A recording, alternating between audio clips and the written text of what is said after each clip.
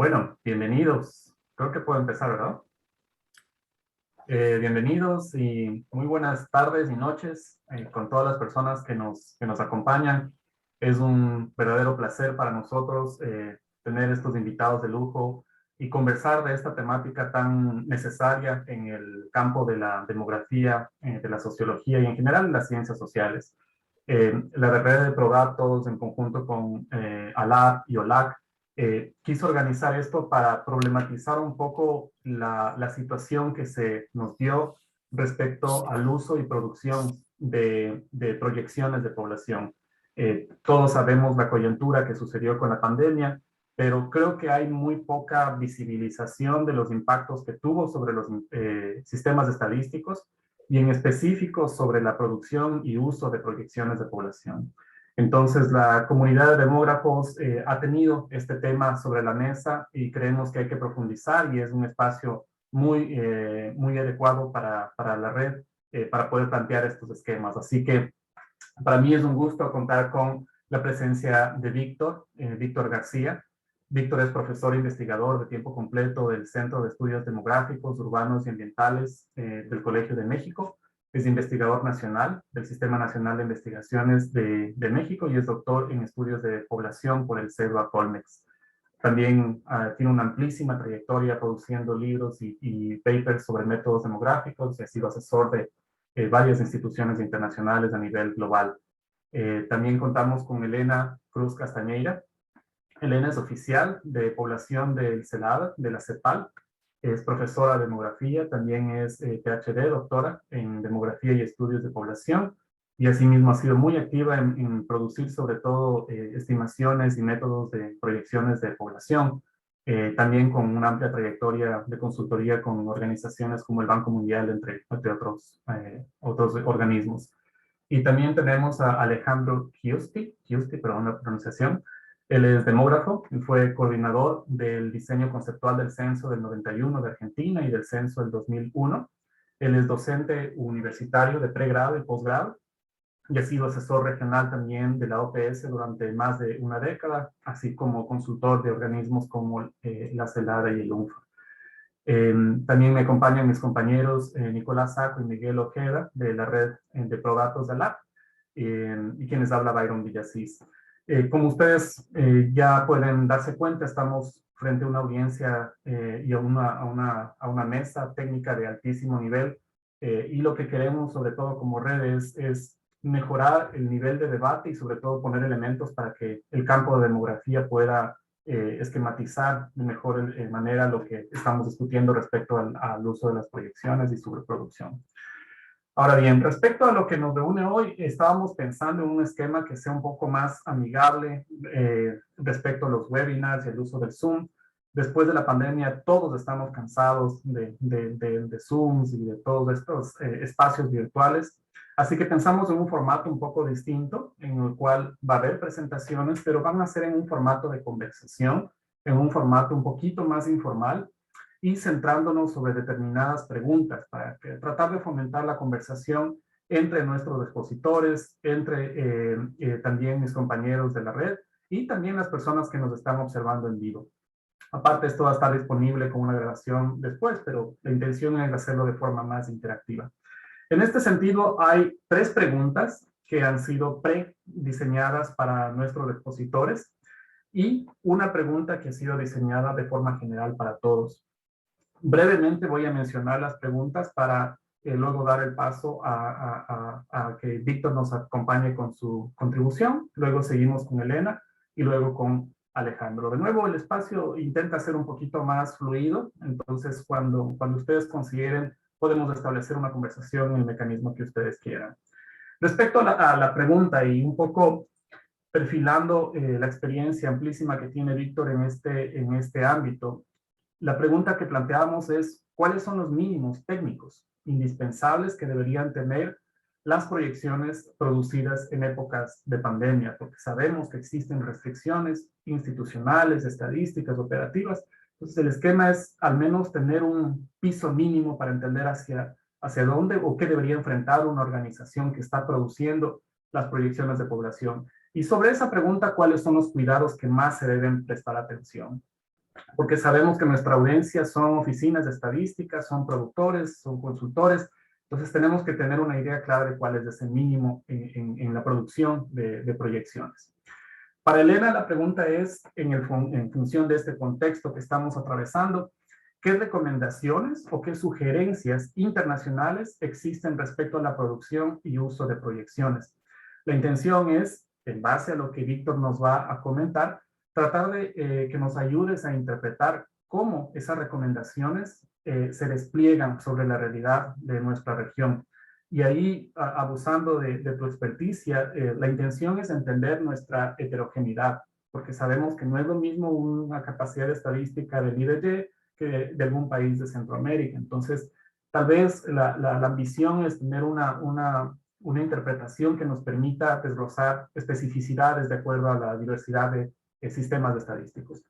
Y para Alejandro, en base a esta realidad práctica que nos va a presentar Víctor y Elena, y sobre todo en función de tu experiencia en las proyecciones ejecutadas en el pasado y a tu experiencia institucional, ¿cuál crees que es la función del usuario en este contexto?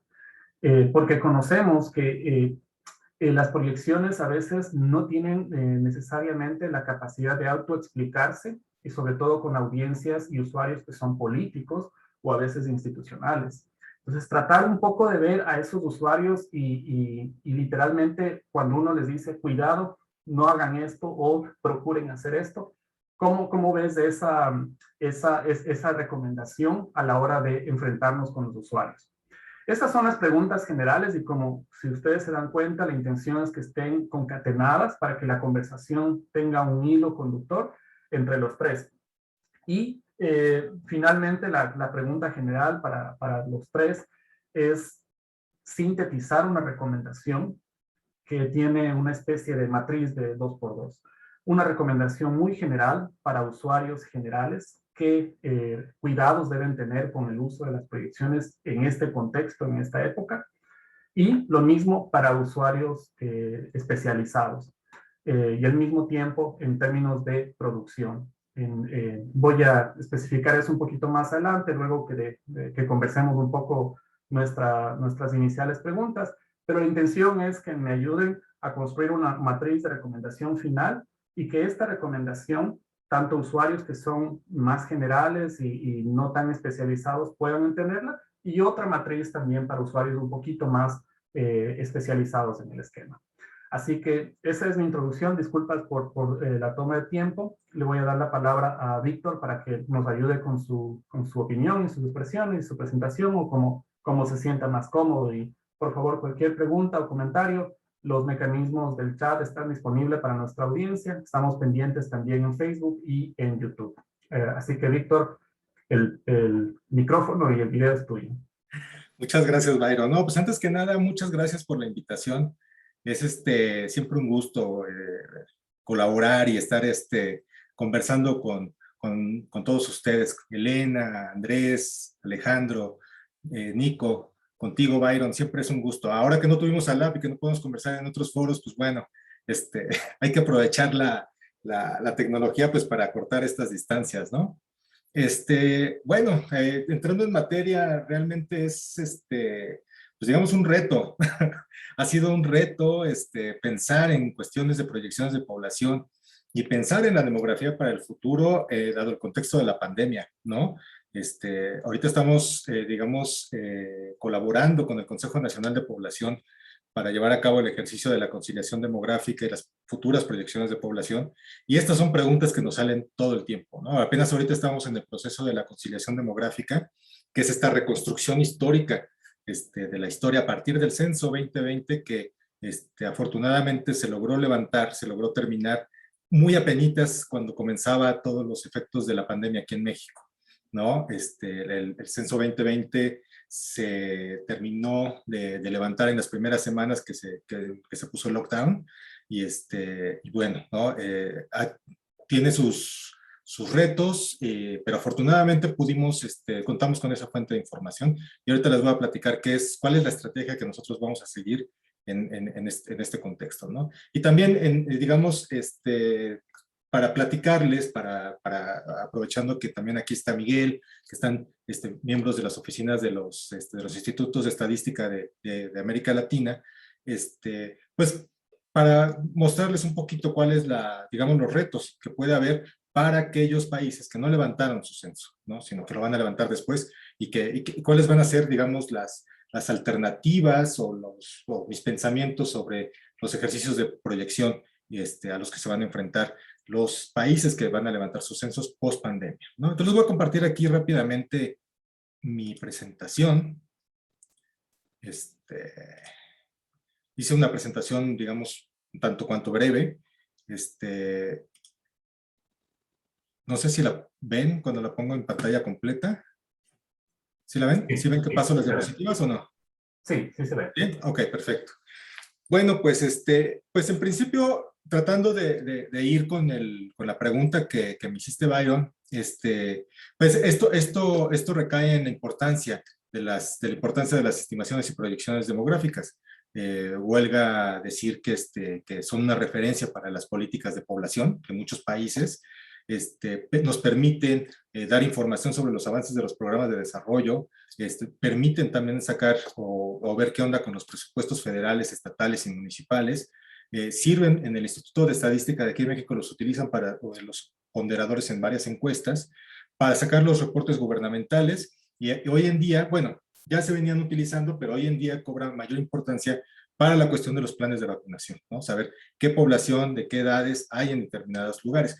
Ahora, afortunadamente, como les comentaba, tenemos la cuestión del censo, y que permite alimentar, ¿no? Ambas digamos, pues esta política de vacunación. Digamos que buenas estimaciones históricas pues van a producir proyecciones confiables, ¿no? Y es por eso que en México utilizamos pues, todas las fuentes de información demográficas disponibles, utilizamos todos los censos, todas las encuestas, todas las estadísticas vitales que tenemos desde 1950 hasta la fecha para realizar esta conciliación histórica, esta armonización histórica de la demografía del país, porque como todos ustedes saben, pues cada una de estas fuentes de información tiene ciertos problemas de subregistro, registro tardío, subenumeración, etcétera. Entonces, como para tener la película completa, la evolución histórica completa digamos, de la demografía del país, pues echamos mano de todo, ¿no? Y utilizando métodos demográficos, las R's variables, métodos demográficos para la fecundidad, para hacer estimaciones de migraciones, etcétera, pues metemos todo en la cocina, utilizamos todos estos métodos y sacamos ya la historia, digamos, lo más limpia posible, ¿no? Utilizando los censos como pivotes, ¿no?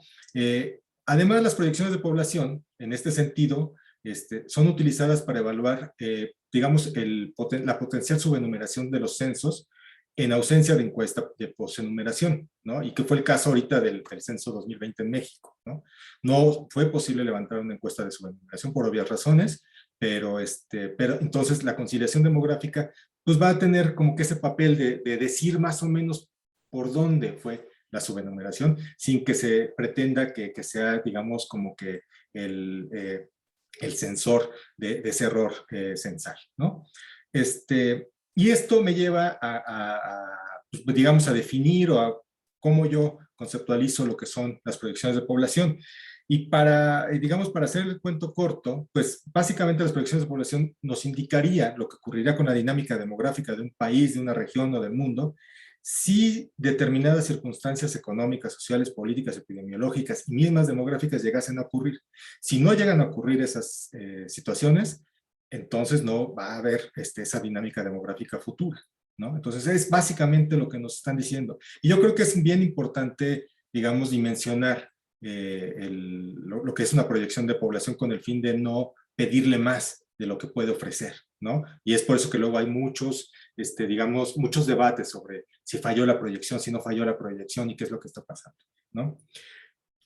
Y en este sentido, pues a lo que me lleva es que, pues digamos que las proyecciones de población, al ser una herramienta para la toma de decisiones, principalmente en materia poblacional, y que la población es el objeto de dicha toma de decisiones, pues de alguna manera están hechas para fallar, en el sentido de que, digamos, si vemos que los niveles y tendencias históricos digamos, la mortalidad infantil son algo no deseado para el país, son algo no deseado para el bienestar de la población, pues la idea es combatir eso, ¿no? O sea, disminuir las tasas de mortalidad infantil, mortalidad materna, mortalidad por violencia, etcétera, ¿no? Y el chiste, si el gobierno, digamos, las acciones gubernamentales son lo suficientemente exitosas para disminuir estas cuestiones, pues obviamente en el futuro pues vamos a tener ahí un déficit, ¿no? Vamos a tener una cuestión diferente en los volúmenes poblacionales, ¿no? En ese sentido están hechas para fallar. Si vemos que los niveles y tendencias históricos son buenos y vamos por buen camino y sirven para el desarrollo y para el bienestar de nuestras poblaciones, pues la onda es que sigan, ¿no? Y que realmente cumplamos con esas proyecciones, ¿no? Entonces, en ese sentido también yo creo que es importante dimensionar cuál es el alcance de las proyecciones, ¿no? Como les comentaba, México es uno de los pocos países en el mundo que pudo levantar y concluir su ronda censal. Sin embargo, a pesar de eso, no estamos aún listos para hacer las proyecciones de población, porque nosotros tenemos un problema en el retraso de la publicación de las estadísticas vitales, ¿no? Apenas en unos días van a publicar las estadísticas vitales de fecundidad. Al rato les voy a comentar un poquito más qué es lo que está pasando con estas estadísticas vitales en el contexto de pandemia.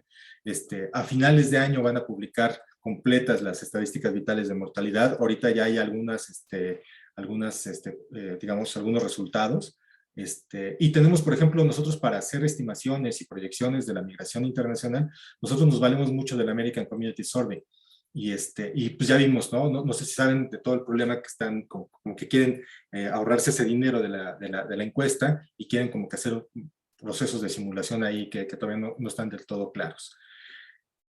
Como les comentaba, el censo fue levantado en el primer trimestre del 2020, entonces nosotros, digamos que la estrategia que estamos siguiendo es realizar la reconstrucción histórica de 1950 a finales del 2019. No vamos a utilizar ahorita el 2020 como el año inicial o como el año, digamos, final de nuestra reconstrucción histórica. Vamos a retrasarnos utilizando, digamos, pues, técnicas básicas de demografía para regresarnos al final del 2019 y hacer esa reconstrucción lo más sólida posible para ya después agarrar el 2020 y proyectar, ¿no? Y de esta manera pues vamos a utilizar el 2020 como año base de la proyección, pero esto lo vamos a hacer como se dice en el argot taurino, a toro pasado, ¿no? Lo que vamos a hacer es, digamos, vamos a utilizar la información de estadísticas vitales del 2020 que obtengamos para, digamos, hacer el primer año de proyección y ver cuál es el impacto real de la pandemia, ¿no? En el país.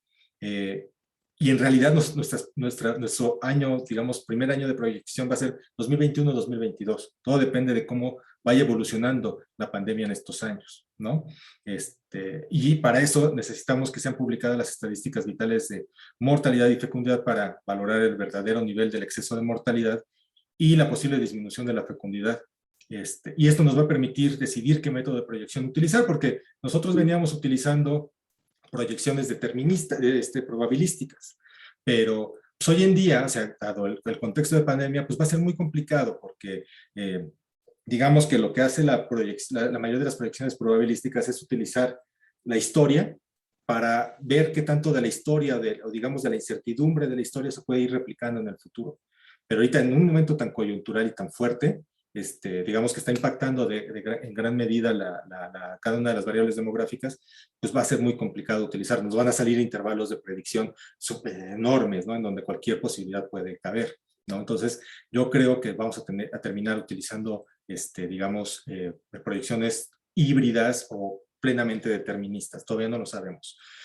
Las últimas proyecciones de población que hicimos fueron híbridas, fueron entre probabilísticas y deterministas, en donde cada una de las variables demográficas fueron proyectadas utilizando variantes del modelo de Lee Carter, y la población total fue proyectada por edad y sexo utilizando el método de las componentes tradicional, tomando las medianas de cada una. Y esto me lleva un poquito a lo que le preguntabas a Alejandro, ¿no? ¿Por qué no utilizar? Y es algo que me han dicho, ¿no? Colegas en la academia, ¿pero por qué no utilizaron los intervalos de predicción y que se vea?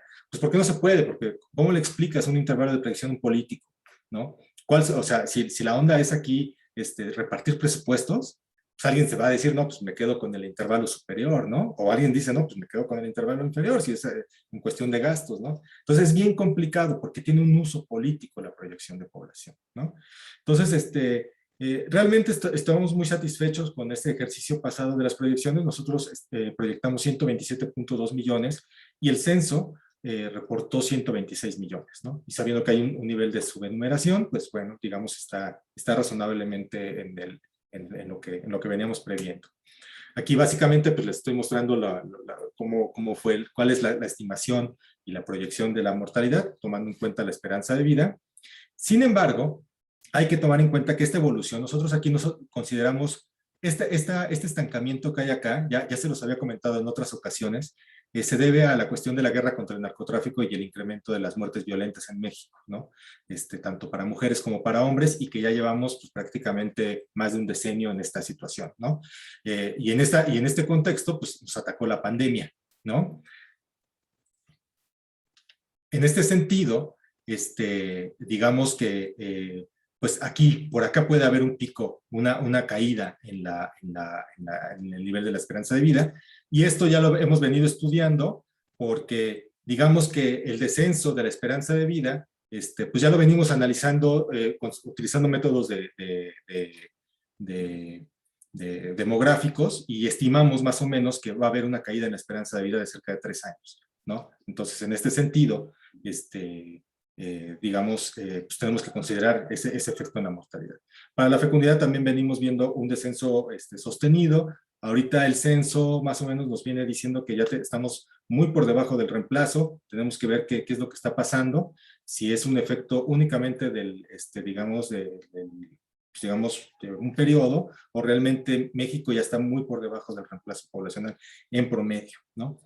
Con emigración, pues hicimos algo muy similar, con inmigración también, y digamos aquí les muestro rápidamente cómo está la estructura por edades, tanto de la proyección como del censo, para que vean más o menos cómo, más o menos sí le dimos, ¿no? Sí pudimos atacar, o pudimos atender la cuestión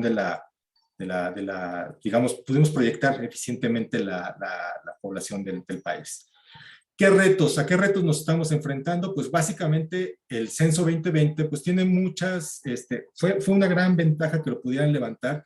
Sin embargo, al haber terminado en las primeras semanas de la pandemia y del lockdown, pues hubo un problema, ¿no? Y hubo mucha gente que no abrió la puerta, ¿no? Entonces digamos, hubo una imputación de cerca de 6 millones de personas, ¿no?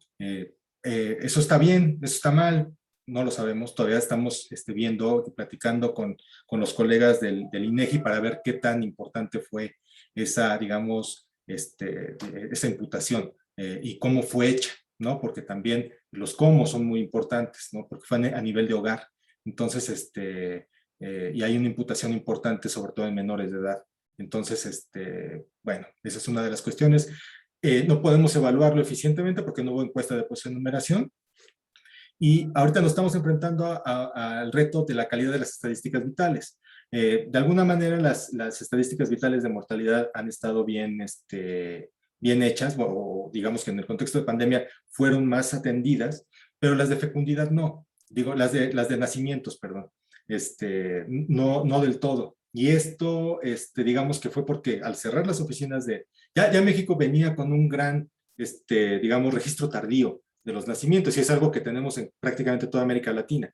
Pero ahorita con el cierre de las oficinas del registro civil, pues, pues no sabemos. Realmente creemos que pues va a haber, hubo muy pocos registros, muy pocos registros de nacimientos, y no sabemos hasta cuándo o cómo eso haya impactado en el retraso de las estadísticas de nacimientos.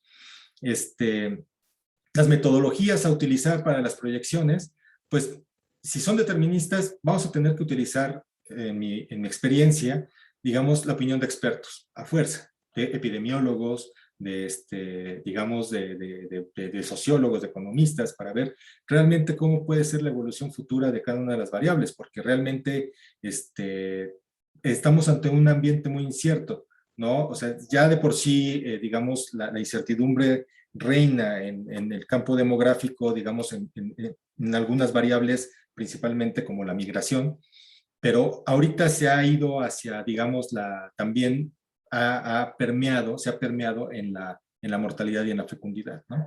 Entonces necesitamos la opinión de expertos, en mi opinión, para poderlas hacer, ¿no? O sea, sumar esfuerzos de distintas disciplinas. Y también a lo mejor podemos echar mano de las probabilísticas, pero no nos podemos librar de la opinión de expertos, ¿no? Con el fin de nosotros valorar qué tipo de aproximación podemos utilizar, bayesiana, analítica, simulación, etcétera. Y a partir de eso, pues también valorar cómo vamos a hacer nuestros supuestos, ¿no? ¿Qué va a pasar con los efectos colaterales, por ejemplo, de la enfermedad por COVID-19? Por eso es que necesitamos la opinión de médicos, por ejemplo, epidemiólogos. Las personas que enfermaron de COVID-19, ¿qué efectos van a tener en el futuro, ¿no? Y también depende mucho de la edad en la que enfermaron, ¿no? Y qué tipo de comorbilidades tenían, ¿no? Eso va a impactar en la mortalidad del futuro. Digamos, vamos a tener en 10, 20, 30 años una sobremortalidad en ciertos grupos de edad y por ciertas causas. Eso lo tenemos que estudiar, ¿no? A eso me refiero con los efectos corte. ¿Qué va a pasar con la fecundidad? Pues ya han visto que hay varios estudios que hablan de que hay un baby boost, ¿no? Del año pasado. Pero pues eso se ha visto en épocas de guerra, ¿no? En muchos países hay una disminución de la fecundidad, ¿no? Digamos, no sé si es una cuestión evolutiva o, digamos, social, en que hay una disminución de la fecundidad, y no sabemos si eso de alguna manera va a repercutir que en el futuro tengamos un pequeño baby boom. No lo sabemos, ¿no? Entonces necesitamos de expertos que nos expliquen a ver qué es lo que pasa en estas situaciones con la fecundidad, ¿no? Y con las migraciones internacionales, ¿no? En principio. ¿Qué va a pasar con la reactivación de la economía? O sea, la economía eventualmente se va a empezar a reactivar en nuestros países. Y eso, de alguna manera, según algunos expertos indican, eso puede potenciar o puede reactivar otra vez la inmigración, sobre todo en los países que somos de inmigración, ¿no? ¿Qué va a pasar con el retorno? ¿Qué va a pasar con las cuestiones relacionadas digamos, con las movilidades que ha habido últimamente en América Latina, por ejemplo, con los compañeros de Venezuela, con los de Haití, ¿no? En situaciones de catástrofe, ¿no? Que digamos que se acentúan en el contexto de la COVID-19. ¿Y qué va a pasar, por ejemplo, con estas restricciones de movilidad en el futuro, con la cuestión de los pasaportes de COVID y todo este asunto, ¿no? Entonces, creo que es momento de, digamos, sumar esfuerzos y ver nuestras proyecciones de población no solamente a nivel local, a nivel de país, porque esta cuestión de la pandemia, pues ya estamos viendo que es necesario estudiarla a nivel regional, ¿no? Entonces, nuestras proyecciones de población, yo creo que aquí el CELADE va a jugar un rol muy importante en nuestras, digamos, en nuestras estimaciones y en nuestra perspectiva del futuro. Muchas gracias, es todo lo que tengo que decir. Muchísimas gracias, Víctor. Y un poco para no perder la viada, quería molestarte con dos preguntas rapidísimas, que también obviamente las puedo extender al resto de participantes. Y sé que ambas preguntas no tienen respuestas precisas ni categóricas, ni frecuentistas, pero creo que son necesarias ponerlas sobre la mesa. ¿Cuándo crees que es demasiado tarde para hacer una encuesta post-ensayo? La primera, porque algunos países tienen esta restricción que le sucedió a México y sabemos que hay un periodo de afectación de la pandemia y se pierde la oportunidad de poder evaluar la calidad del censo. ¿Tú crees que hay algún parámetro para poder decir es muy tarde? Sabemos que 3, 4 años es muy tarde, pero sabemos que un mes tal vez no mucho. Quisiera un poquito tu apreciación para contextualizar eso, es la primera pregunta. Y la segunda es respecto es un poco más en términos didácticos, en cómo podemos potencializar la didáctica sobre las audiencias de demógrafos que existen en Latinoamérica. Porque he visto varios ejercicios informales en Latinoamérica en los que se estima el impacto en la esperanza de vida por el impacto de la pandemia. Pero todavía hay algunos espacios donde no se comprende la diferencia entre una esperanza de vida en el momento periódico, utilizando cortes, y ahí hay un riesgo de que la gente no entienda y que los patrones de mortalidad que estamos estimando para esa esperanza de vida están asumidos como que siguen a lo largo de toda su vida, como tú conoces. Y la gente no asume eso y parece que piensa que el impacto de la pandemia va a ser tan estructural que se nos van muchísimos años, o quizás no. Entonces, tal vez la pregunta es, ¿qué tips tú ves un poco para poder explicar esto hacia audiencias un poquito más generales y decirles, está bien que estimemos eso, pero ojo con lo Con que estamos cuidado. calculando. Exacto. Esas dos preguntas, disculpa. No, no, sí, muy atinadas y realmente esta última también muy certera, me hizo falta acotarla cuando hice la explicación del estudio de la disminución de la esperanza de vida. Respecto a la primera, mm, pues todo depende. En el contexto de pandemia, pues yo creo que pues, México no pudo levantar su encuesta de posenumeración y no va a poder levantarla, porque, digamos, si ya pasó pues, casi un año de que se levantó el censo, prácticamente es, digamos, tirar recursos a la basura, porque pues ya hubo una afectación muy grande en mortalidad, ya hubo una afectación muy grande en movilidad, en migración interna, etcétera. Entonces, pues no, o sea, no va a cuadrar, no, la encuesta de posenumeración no serviría, ¿no? Usualmente lo que entiendo que hacen es que la levantan pues, en unos cuantos meses, ¿no? En unos cuantos meses después de que se terminó todo el levantamiento censal, pues, con el fin de ver qué tan bien fue realizado, ¿no? Y cuál es el potencial, digamos, la potencial subenumeración. Pero sí, definitivamente yo creo que muy tarde, o sea, por muy tarde es 1 o 2 meses, ¿no? Porque a pesar de que se dice, y en todas nuestras clases de análisis demográfico nos lo han dicho que la demografía cambia muy lentamente, o es una de las cuestiones que cambian, los fenómenos demográficos son de los que cambian más lentamente, pues no, pues sí, pero no tan lento, ¿no? O sea, en un año pueden pasar muchas cosas, ¿no? Y sobre todo en contextos tan volátiles, ¿no? Y yo creo que esa es una de las cuestiones que tenemos que tener en mente ahorita, ¿no? Todas nuestras variables demográficas van a ser volátiles, ¿no? Entonces, en ese sentido, pues hay que tomarlas en cuenta. Esto que decías de la esperanza de vida, tienes toda la razón. Nosotros en este estudio lo que hicimos fue considerarla como una medida de severidad de la pandemia en periodo, ¿no? Porque sí, digamos que para ponerlo en términos prácticos o más didácticos a una audiencia más amplia, la esperanza de vida, pues prácticamente es el número de años que una persona esperaría vivir a lo largo de su vida, si las condiciones de mortalidad que se están observando en ese año en particular permanecen, ¿no? Entonces, si no cambia, ¿no? Y es por eso que la esperanza de vida va cambiando conforme uno va haciendo las estimaciones, ¿no? Entonces, esta caída de la esperanza de vida, digamos, si cae 3 años, lo más probable es que se recupere. O sea, después, cuando sacamos las estadísticas o las tablas de mortalidad del 2022, del 2023, pues se va a ver un pico de la caída y después se va a recuperar. No sabemos si se va a recuperar siguiendo la misma tendencia, ¿no? A lo mejor hay una disminución y se va a ir recuperando más lentamente, pero de que se va a recuperar porque, como tú bien dices, es una medida de periodo y pues no, desafortunadamente no tenemos los datos o la información de corte como para poder hacer una medición, digamos, más precisa. Pero básicamente sería eso. Muchísimas gracias, Víctor. Es un tema que es difícil de explicarlo cuando la audiencia no está familiarizada y a veces se toma el lápiz Cierto. y lo sabe. Pero bueno, tenemos una pregunta en el chat, pero la voy a dejar para después de la exposición de Elena, así que querida Elena, el espacio es tuyo. Bienvenida.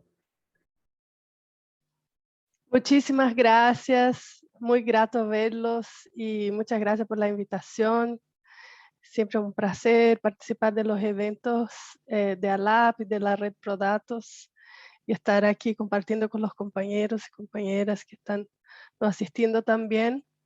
Mira, yo a veces me desapareció la ventana Zoom. ¿Pueden ver bien la presentación?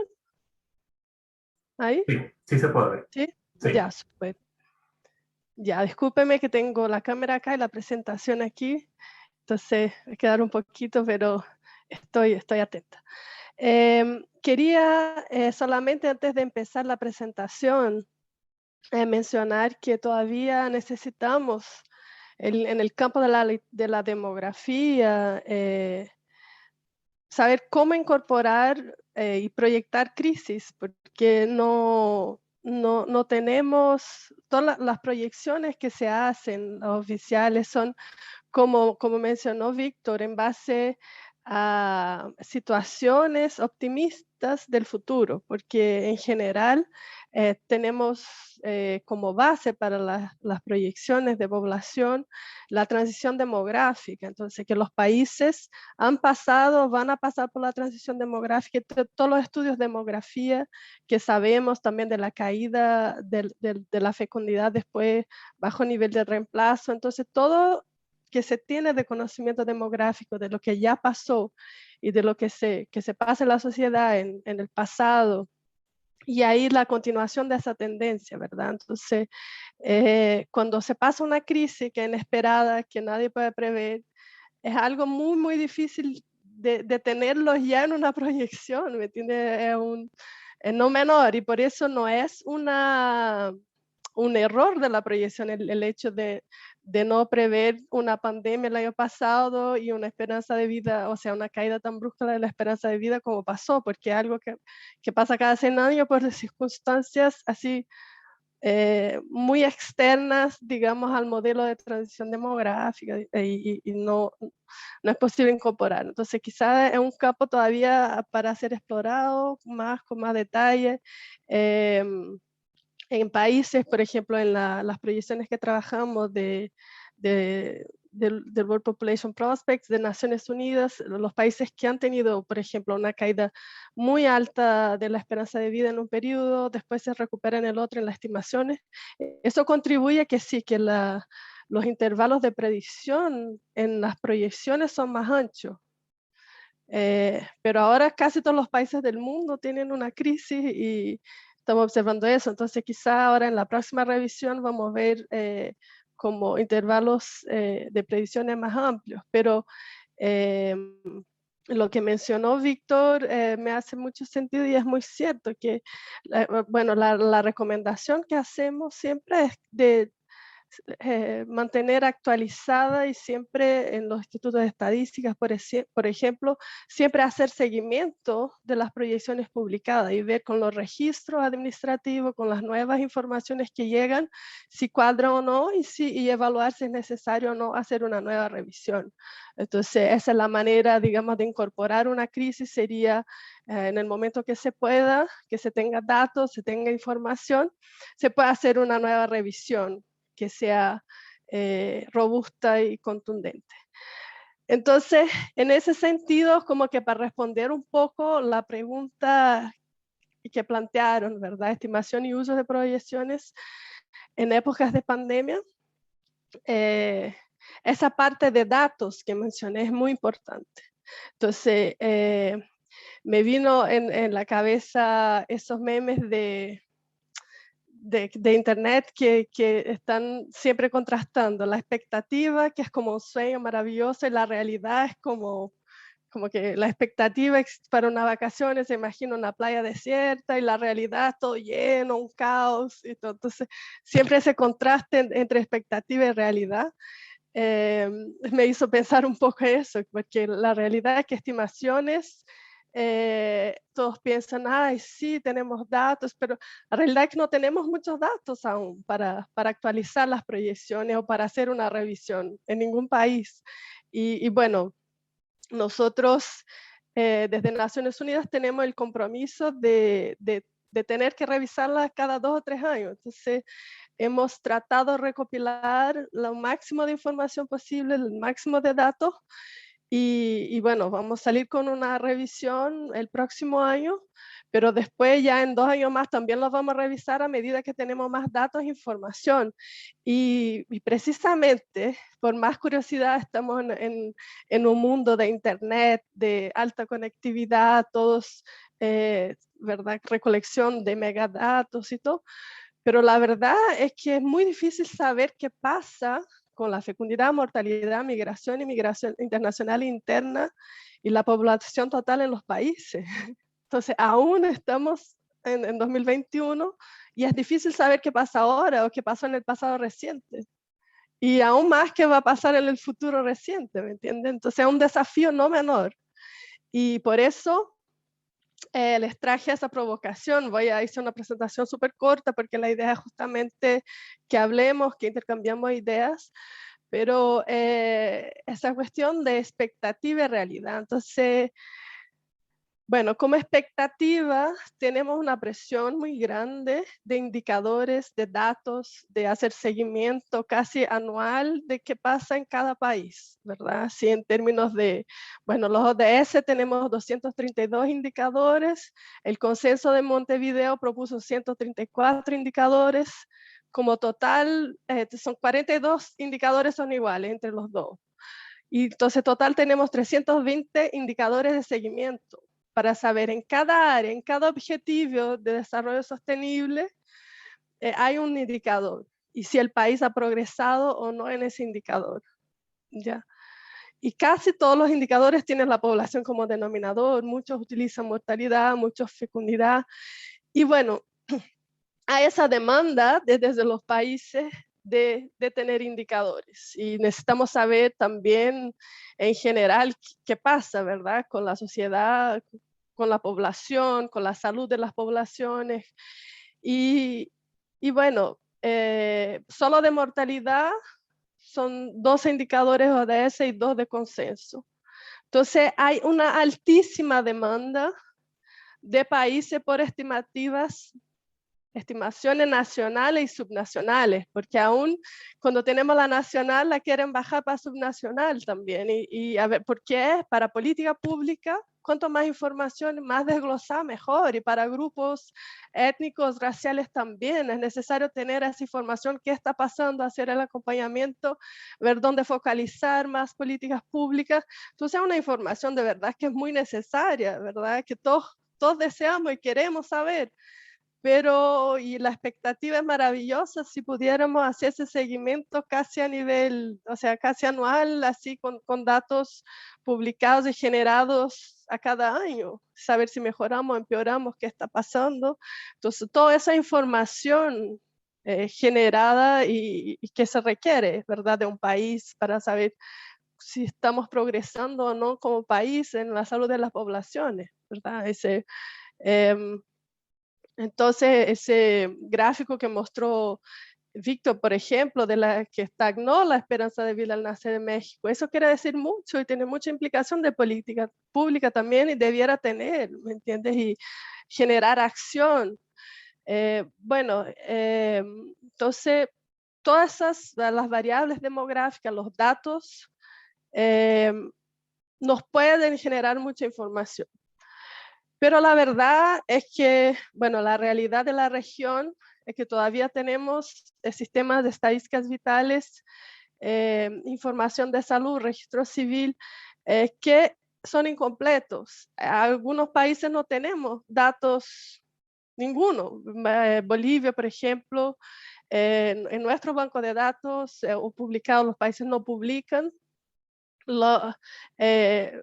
datos de nacidos vivos de registros administrativos, ¿ya? O de defunciones. Entonces, hay una laguna muy grande en la región aún por datos. Y mira, países como Paraguay tengo un subregistro en defunciones mayor de 25%. Entonces, es una completitud bastante baja en los datos de defunciones. Y bueno, y son pocos los países en realidad que han logrado durante la pandemia presentar datos semanales como Chile ha hecho, por ejemplo. ¿Me entiendes? Datos oportunos, muy, muy oportunos, aunque preliminares, pero es una demanda de la sociedad saber qué está pasando y qué está pasando ahora o lo antes posible. No quieren esperar 3 años para saber qué pasó durante el año de la pandemia en el país con la mortalidad, ¿entiendes? Entonces,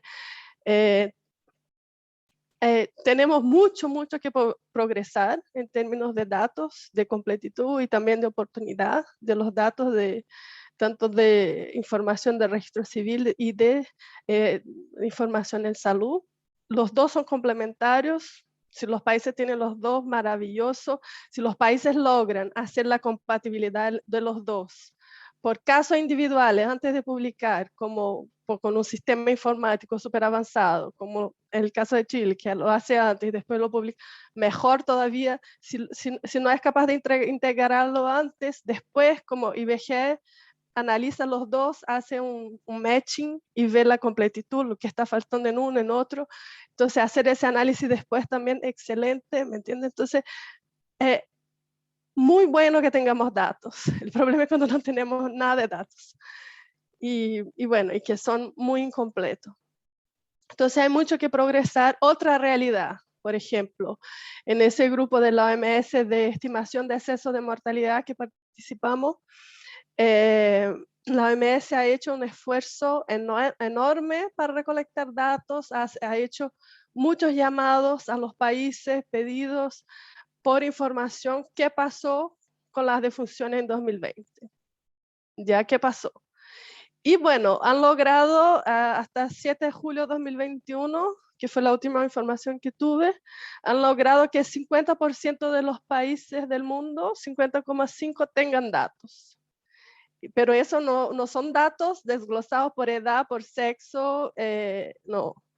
Son de ese total, aquí, bueno, tenemos 75 países con datos desglosados por edad y sexo, 43 de ellos de Europa y 23 con óbitos totales. Entonces son 98 con algún dato y 96 sin ningún dato. Y para la región de las Américas, tenemos 40% de los países sin ningún dato. Entonces tenemos 13 desglosados por edad y sexo con los datos preliminares, ¿verdad? De funciones 2020. Pidieron cualquier cosa, no es necesario que esté terminado el banco, lo que tengan, una evidencia mínima, ¿ya?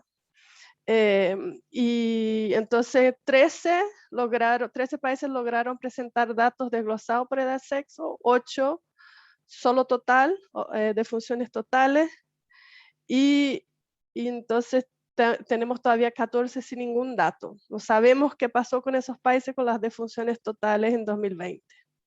¿Ya? Y las defunciones totales son muy importantes porque a veces las defunciones por COVID, que todos los países reportan, pueden tener problemas de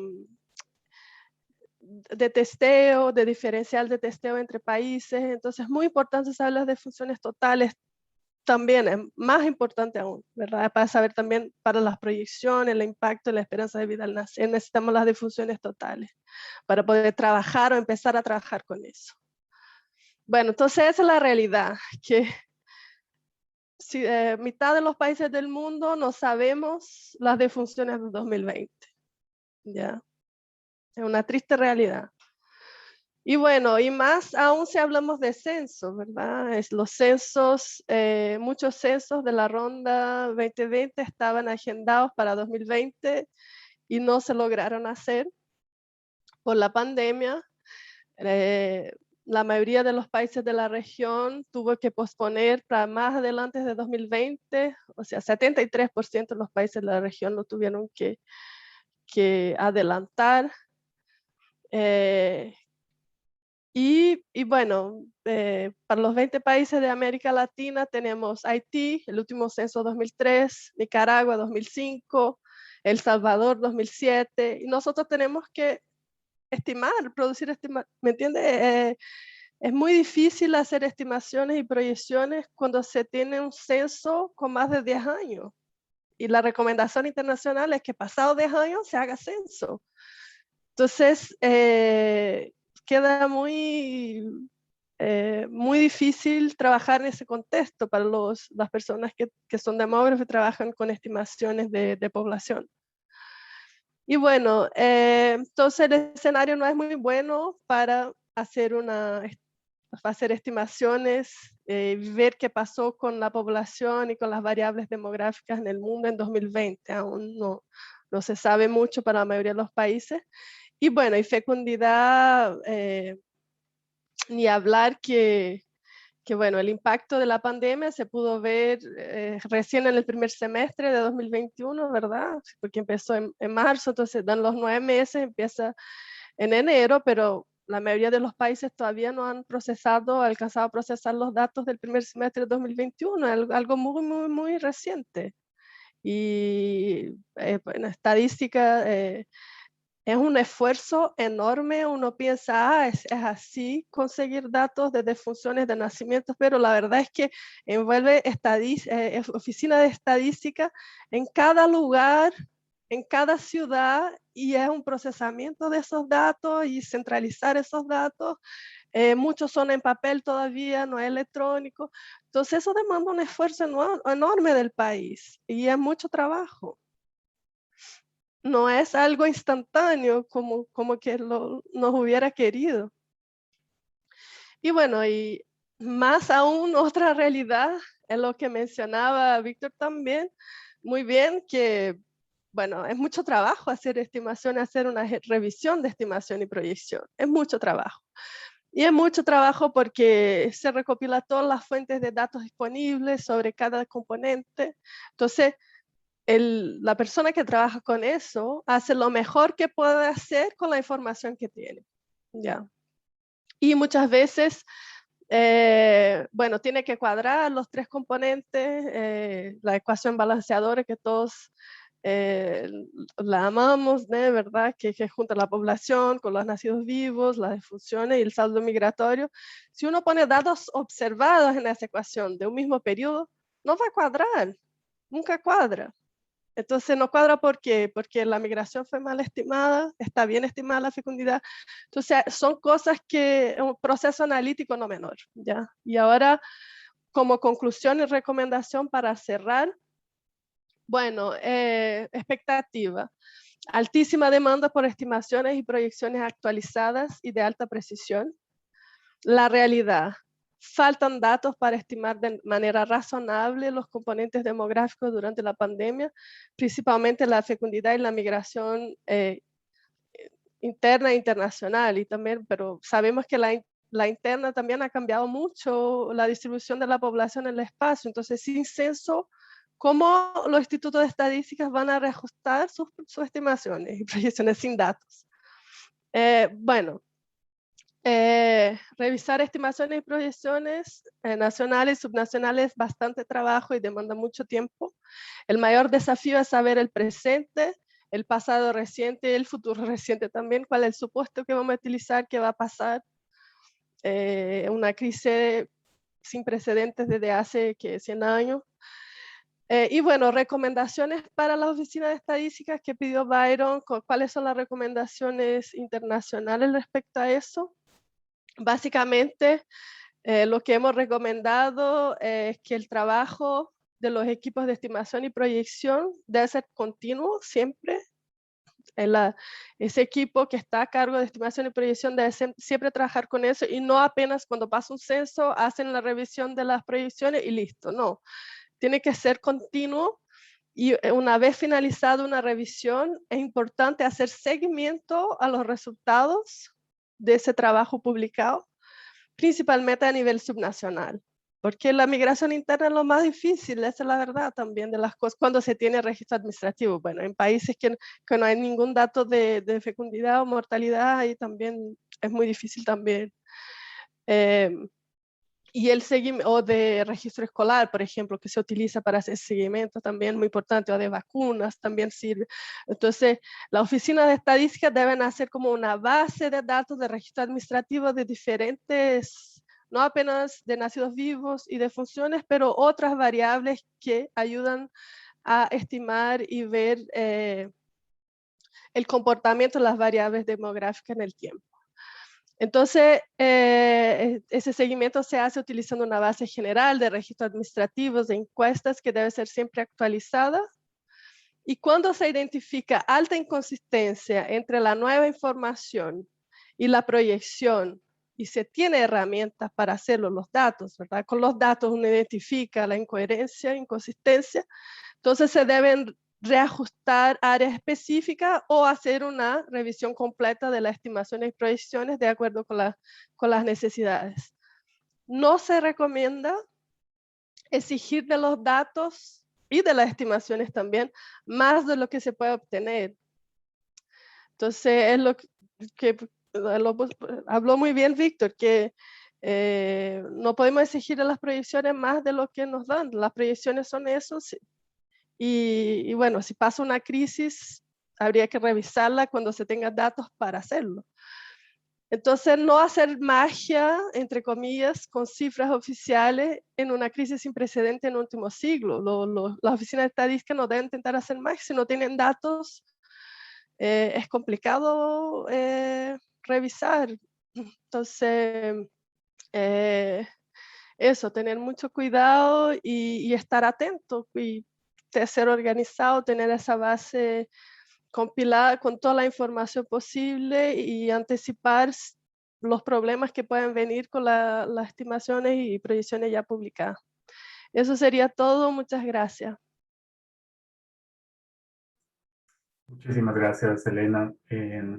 Créeme que casi nunca digo esto, pero muchas gracias por deprimirnos y por aportar información para aterrizarnos a la realidad, porque una cosa es pedir y otra cosa es darse cuenta de lo que necesitamos.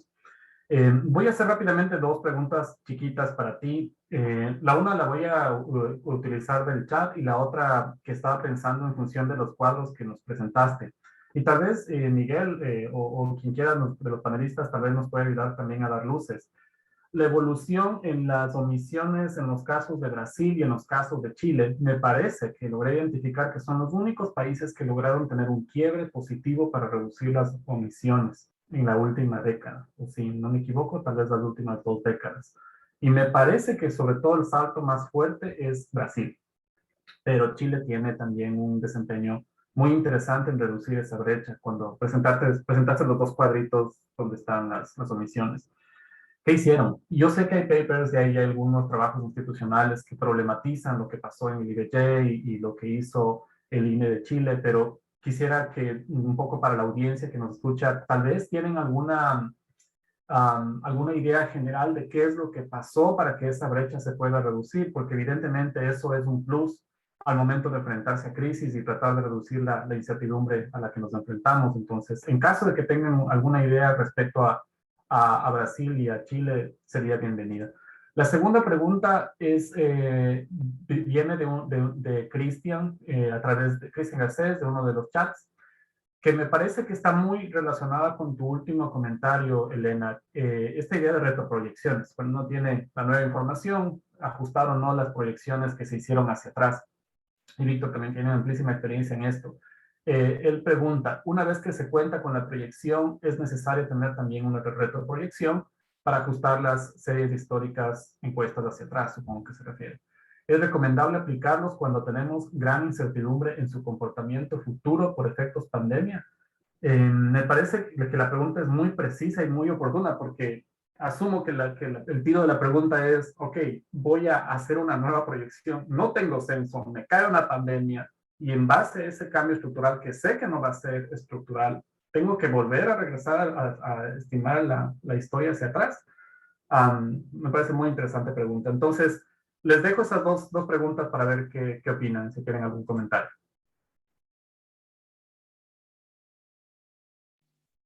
Miguel, ¿quieres hablar un poco de Chile o hablo yo primero? No sé cómo nos podemos organizar. Parte nomás. Ya. Bueno, ¿qué hicieron esos países? Voluntad política y social de mejorar su sistema e inversión. Yo veo cada vez más que de verdad hay que tener compromiso político para mejorarlo, porque los países no han hecho todavía, porque tenemos ese desfasaje y hay que invertir. Hay que invertir bien, tener un plan de cómo hacerlo, juntarlas, tener la mesa de juntar la oficina de estadística, el órgano responsable de salud, el civil, tener un plan, cómo hacerlo, también las institutos forenses. Entonces, y tener inversión y voluntad política. Ahí salió ahora un manual de UNICEF junto con Bloomberg y porque en África lanzaron ahora un programa súper de aceleración de las estadísticas vitales, de mejoría de sus sistemas. Everyone Counts, creo que se llama. Y, y ahí, entonces tienen esa publicación, lo puedo buscar aquí, ponerlo en el chat, y historias de suceso y cases de suceso de países que quisieron mejorar y lograron hacerlo muy rápido, así incluso más rápido que Brasil y Chile.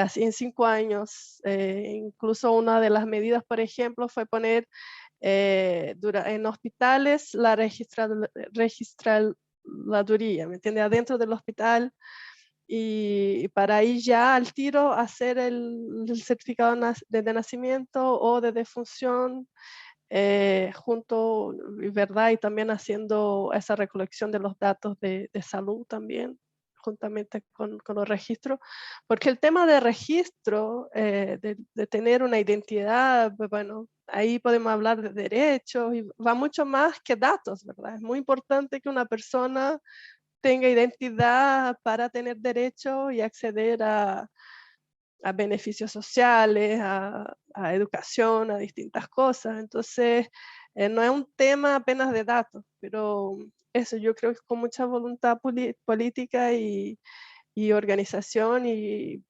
las organizaciones internacionales creo que están muy preparadas para apoyar y han investigado, están produciendo muchas cosas en ese sentido. Entonces, los países que se organizan, que piden ayuda, piden asistencia, creo que tienen mucho que avanzar y, y es bastante posible y viable.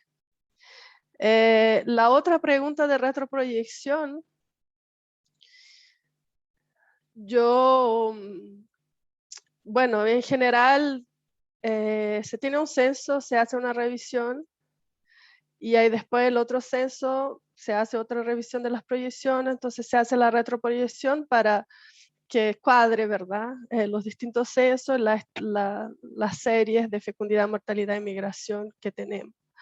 Si estamos haciendo una revisión de población donde no hay un censo acá para hacer esa información, solo hay el censo, como mencionó Víctor, los pivots, ¿verdad? Son los pivots de las estimaciones y después nos sirven para hacer, bueno, si no tenemos ese pivot acá para hacer la retroproyección, bueno, no veo, si no hay un censo, no veo cómo hacerla muy bien. Así, yo creo que se puede ajustar cada componente y ahí proyectar la población, pero no tendríamos a rigor cómo hacer una retroproyección si no tenemos un censo, yo creo yo.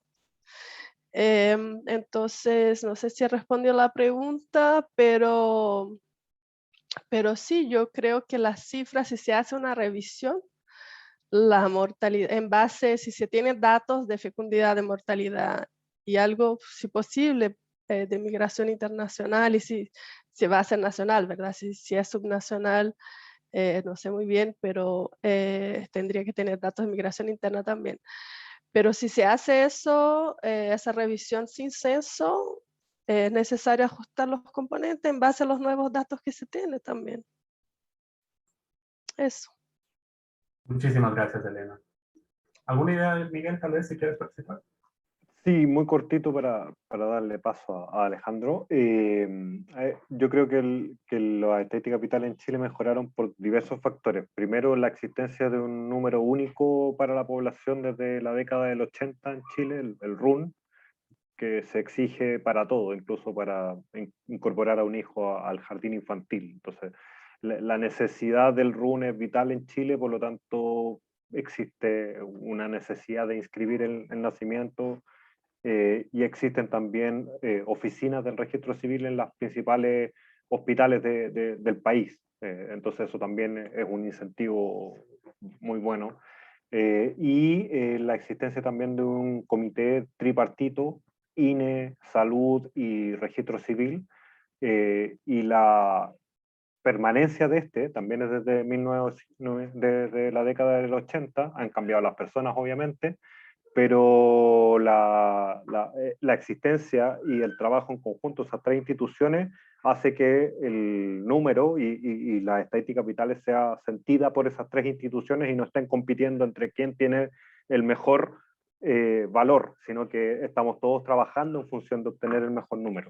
Y en cuanto a la defunción es lo mismo también. Es muy raro que exista en Chile entierros extra legales, por decirlo de alguna manera, y todo se necesita inscribir con su RUN. Entonces también el incentivo a la inscripción de las estadísticas de defunciones y de nacimiento son la clave, y como decía, como viene desde los 80, ya hay una cultura que permite el registro casi inmediato de la población, por suerte.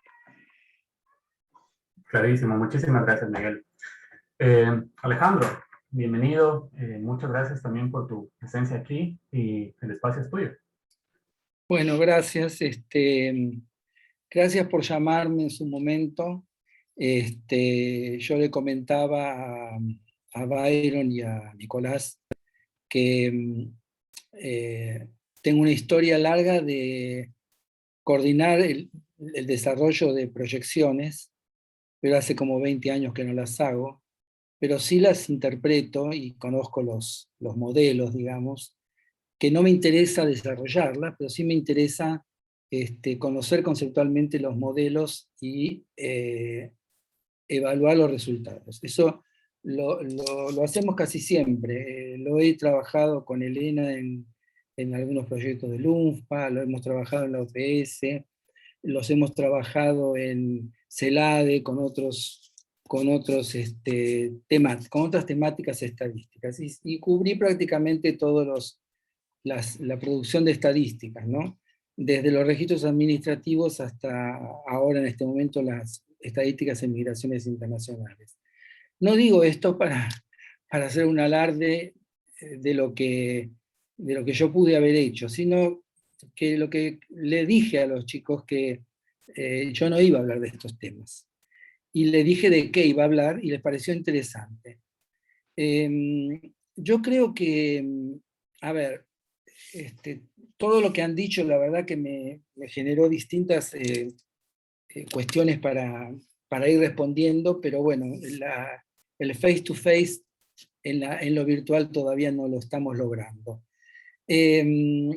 A ver, voy a hablar de cosas que no las pongo en un orden prioritario, ¿sí? Después se verá, si yo escribo un artículo que me interesaría sobre este tema, se verá si realmente hay un orden de prioridades. Cuando yo propuse el tema de que...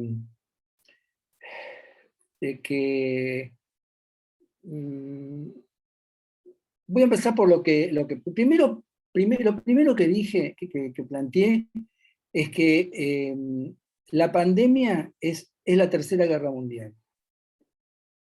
Eso me llevó a empezar a buscar guerra y pandemia, ¿no? Guerra y pandemia. Encontré novedosa, sin que yo esperara, me pregunté qué está pasando en los censos de Europa durante la Primera y Segunda Guerra Mundial, y qué pasó en los países que han participado del eje y del grupo de aliados. Ninguno de esos países hizo censos en plena guerra. Los últimos datos que hay en la mayoría de los países de censos son del 31, y del 31 saltan al 51, porque el del 41 no lo pudieron hacer. Tanto los del eje como los aliados, excepto Estados Unidos, porque Estados Unidos lleva la guerra a otros continentes. Ellos nunca sufren guerras. Sin embargo, la guerra mundial, la Segunda Guerra Mundial y la guerra de Vietnam sumaron para Estados Unidos más muertos, muchos más muertos, que los que ha sumado la pandemia, que son más de 500.000. Entonces yo dije, bueno, realmente estamos ante una guerra. Después miré que los países, empecé a investigar qué habían hecho esos países para perfilar el que quedó, para tener idea de qué iban a hacer. Obviamente que la destrucción fue tan grande, que no hacía falta hacer un censo para tener que levantar Londres de nuevo, o para tener que levantar Polonia de nuevo, Varsovia, o para tener que darle salud a la gente. Entonces aparecieron los hospitales públicos. No hizo falta un censo, porque eso ya fue. Y el plan Marshall completó con una mínima cantidad de dinero lo que no completan los organismos internacionales desde la Primera Guerra Mundial con las regiones del mundo, pero a mí me interesa focalizar en América. No hay crédito que se haya dado, ya sea como grant o como crédito, la mayoría son créditos, no hay crédito que se haya dado en la región de América Latina que haya apuntado a mejorar las condiciones de vida de la población. Por eso tenemos cada vez más distancia entre los ricos y los pobres, y cada vez tenemos más desigualdad aún entre los pobres. Y por otro lado, la pobreza subió ampliamente durante la pandemia, aun cuando lo miramos por el ingreso, que para mí es un mal indicador de la pobreza. Los ricos se han enriquecido enormemente gracias a la venta de vacunas, a la venta de barbijos, los alimentos han crecido, se han triplicado los costos en esta etapa de pandemia, y la gente ha disminuido 3 veces el consumo de alimentos. Entonces dije, bueno, evidentemente una guerra no requiere de un plan futuro, no requiere de hacer un diagnóstico. Bueno, también debo decir que no es lo mismo que se destruya una ciudad a que muera gente. Nosotros no es lo mismo pensar que tenemos que hacer lo mismo que en la Primera y Segunda Guerra Mundial. La Primera y Segunda Guerra Mundial no existieron. En los censos porque no coincidieron, porque rigurosos como son, no se les ocurría cambiar los censos en una fecha. Si Delors decía 2001, 1921 se hacía el censo, pasara lo que pasara. Ahora, la otra cosa que me gustó es que en la modernidad encontré justamente en la OLAC un artículo de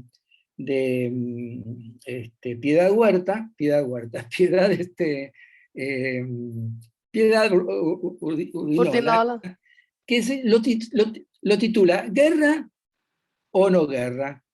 Y lo empecé a leer. Bueno, a medida que iba avanzando, es tal la información que hay sobre el tema de la pandemia y de los censos, que realmente amerita trabajar varios días un grupo de trabajo para decular todo esto que está pasando. Entonces, siendo que para mí la pandemia es una guerra, yo creo que ahora vienen 3 instancias que transversalizan todos estos problemas. Primera instancia, los organismos internacionales que tienen un cronograma de actividades rígido, en el que no tienen la capacidad, ojo, lo que estoy diciendo es desde la mejor onda posible, porque yo pasé por todos esos lados. Quiero a los organismos internacionales, quiero a los institutos de estadística y me quiero a mí mismo. O sea, nada de lo que digo debería tomarse como una agresión. Entonces, sino una exposición de la realidad. Los organismos internacionales tienen un cronograma. Tengo 4 o 5 ejemplos, voy a mencionar uno solo. La Clasificación Internacional de Enfermedades, CIE 11, se lanzó hace 2 años, sabiendo que los países no la van a implementar hasta dentro de 5 o 10 años. Pero porque había 3 personas que le daban al cronograma, se está haciendo la transferencia. ¿Y qué va a pasar? Si el principal problema que tenemos ahora con las estadísticas de mortalidad es la causa de muerte, que es el principal problema y es el que más afecta al tema de la pandemia, se imagina lo que va a pasar cuando los 1.000.000 de médicos o 400, 500.000 codificadores se encuentren con nombres de enfermedades que no existen, como por ejemplo la vejez, la gente se muere de vejez, ese es un código. No voy a entrar en la polémica porque ellos saben más que yo. Pero quiero decir, los organismos internacionales se encajetaron con que los censos hay que hacerlos en la ronda del 2020 y que no se pueden pasar de cierto límite. Miremos América Latina. El último censo que hizo Ecuador fue el año 2017. Uruguay, cuando estábamos haciendo el censo de 2021, el director dijo, nosotros nos adelantamos al 21 porque lo hicimos en el 16. Ergo, ninguna serie histórica de censo se ha cumplido. Argentina pasó claro, como la crisis económica de Argentina y de toda la región de las Américas, a raíz de la crisis mundial del 2030, obviamente no se hicieron censos. ¿Por qué no hicieron censos? Porque no había interés en qué había quedado de esas crisis.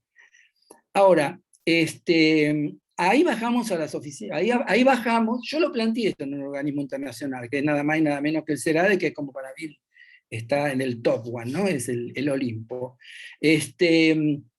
Hace poco lo discutí, y bueno, la persona que me lo decía, con la que más discuto, estás loco, ¿cómo vamos a hacer para dejar pasar el censo? Que ya les digo, voy a proponer que se hagan los censos en el 2015. ¿Cómo vamos a hacer eso? ¿Y qué vamos a hacer con las proyecciones? ¿Cómo vamos a tener proyecciones cuando va a haber 4 o 5 años de demora? ¿Qué 4 o 5 años de demora si tenemos proyecciones del año 60, pasando por el censo del 47, y tenemos montones de proyecciones en la región que no cumplieron para nada los momentos decenales? Entonces, ¿qué pasa? ¿Qué pasa con los organismos, con los países? Lo mismo que con los organismos internacionales. Tenemos el mandato. Si no cumplimos con el mandato, nos rajan, dice y llanamente. Si no queremos implementar esta modalidad de cambio, nos echan. Y para eso no quiero mencionar, pero hay países que lo han hecho. ¿Sí? Hay países que decidieron cambiar de método de relevamiento de un año para otro. Los técnicos de la institución le dijeron, no es posible, necesitamos hacer pruebas, tenemos que ver cómo reacciona la población, no es lo mismo hacer el censo en un día que hacerlo en 20 días, la gente se mueve, tiene que comprender el concepto de residencia habitual. No, se hizo, ¿y qué pasó? 25% tirado a la basura, 25% de omisión. Bueno, ahora parece que los niveles de omisión tolerables son más altos. En la década que hacíamos nosotros censos, si nos pasábamos de un 1,5 del 2, era como si fuera una tortura china, era como si nos tuviéramos que hacer el harakiri. Ahora hay países que tienen el 8, el 10%, a nivel subnacional el 25, el 30, y nadie dice nada. Pero ¿por qué nadie dice nada? No porque, y acá vamos a los académicos, no decimos nada porque nosotros estamos para resolver un problema. Un chico viene con fiebre a un lugar, y el médico lo tiene que atender, tiene que evitar que tenga fiebre, tiene que hacer lo que puede. Por ahí lo salva, por ahí lo mata. En esta etapa pasa lo mismo. En la región de las Américas hay pie de página. Nosotros somos igual que los países caucásicos, somos igual que los países del este, somos iguales que los países de África, y somos todos iguales. ¿Y cuáles son las normas y los métodos que seguimos? Los que vienen de la UNESCO, de la Unión Europea de Países. Nosotros tenemos una calidad de profesionales en todos los países que hemos visitado, en todos los organismos, de alto nivel académico. Acá tengo 4 o 5 de los que puedo dar fe. Entonces, pero no somos tantos. Y en los países tampoco hay tanta gente para hacer eso. Y en las Naciones Unidas hay 2 que se dedican a una o 2 cosas. Y a veces yo he hablado con gente de la OMS, y a esa gente de la OMS, lamentablemente la he dado vuelta, porque no sabían lo que me estaban diciendo. Ahora, me marcaban que el ajuste de la tasa de mortalidad infantil y de la mortalidad materna tenía que ser de 1,5 o de 1,10, porque la señora se decía que no validaba los datos que tenía un país. Entonces, yo llamo a una reflexión. Y vuelvo a decir, los quiero a todos y más a mí mismo. Yo creo que hay que hacer un trabajo serio, un trabajo donde, otro pie de página y estoy dentro de los 10 minutos todavía. Hay que hacer un trabajo en donde